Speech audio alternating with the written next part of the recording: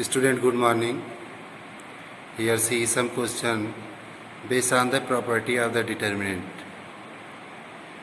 See the first question.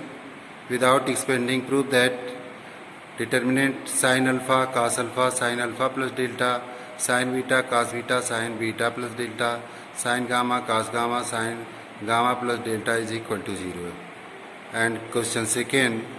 Determinant e power x plus e power minus x whole square, e power x minus e power minus x whole square 1, e power y plus e power minus y whole square, e power y minus e power minus y whole square 1, e power z plus e power minus z whole square, and e power z minus e power minus z whole square 1 is equal to 0, where x, y, z is element of R. See the proof of this question. Let determinant A is equal to sin alpha sin alpha plus delta sin beta cos beta sin beta plus delta sin gamma cos gamma sin gamma plus delta. Then implies that determinant A is equal to sin alpha cos beta. And in third column, you using the formula sin A plus B. Then you can write the third column sin alpha cos delta plus cos alpha sin delta. Similarly, second row sin beta cos delta plus cos beta sin delta. Third row sin gamma cos delta plus cos gamma sin delta.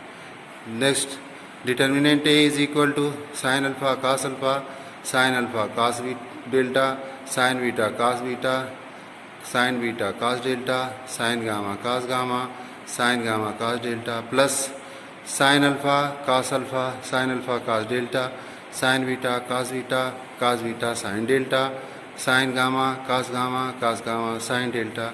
Then implies that determinant A is equal to taking the cos alpha common from the first determinant and taking sin delta common from the second determinant. Then the determinant will come delta A is equal to cos delta, determinant sin alpha cos alpha sin alpha, sin beta cos beta sin beta, sin gamma cos gamma sin gamma, plus sin delta sin alpha cos alpha sin beta cos beta sin gamma cos gamma. Here in both determinant first and third column are identical. In first determinant and in second determinant, second and third column are identical. This is the property. You know the property of identical. The value of this determinant becomes 0. Therefore determinant A is equal to cos delta plus into 0 plus sin delta into 0 is equal to delta A is equal to 0. Question second, determinant A is equal to e power x plus e power x whole square, e power x minus e power minus x whole square 1, e power y plus e power minus y whole square, e power y minus e power minus y whole square 1, e power z plus e power minus z whole square, e power z minus e power minus z whole square 1. Here apply the column operation in first column C1 minus C2. Then the determinant A will be 4 e power x minus e power minus x whole square 1 e power x e power y minus e power y whole square 1 4 e power z e power minus z whole square 1. Taking 4 common in this determinant, therefore determinant A is equal to 4, determinant 1 e power x minus e power minus x whole square, e power y minus e power minus y whole square, e power z minus e power minus z whole square 1. Here column first and third are identical. Therefore determinant A is equal to 4 into 0. Therefore determinant A is equal to 0. Next question. See here third.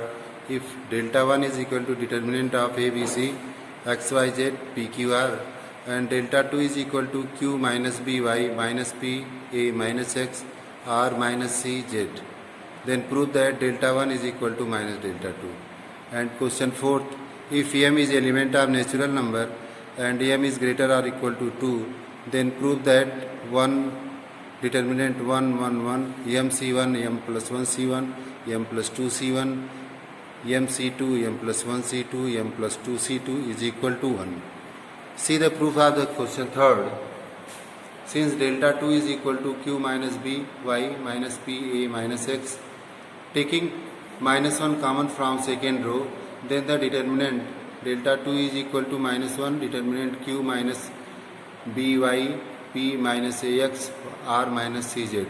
Again taking minus 1 common from second column, therefore delta 2 is equal to q by p ax r cz.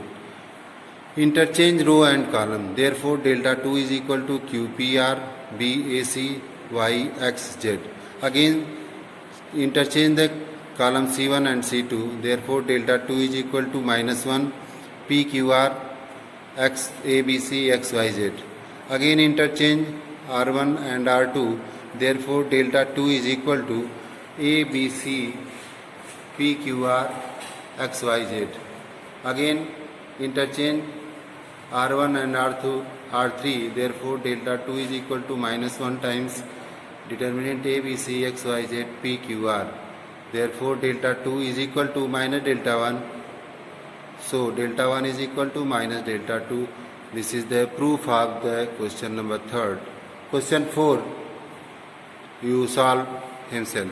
Okay, thank you.